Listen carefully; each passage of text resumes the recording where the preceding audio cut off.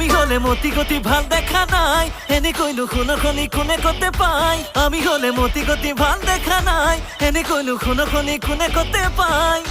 ধুনিয়া তই আছিলি আৰু খুব চইলি নাজানো কি জড়িবুটি খাই মইনা দে দে প্ৰেমৰ পাঠ পঢ়াই দে মইনা মৰম মানে কি বুজাই দে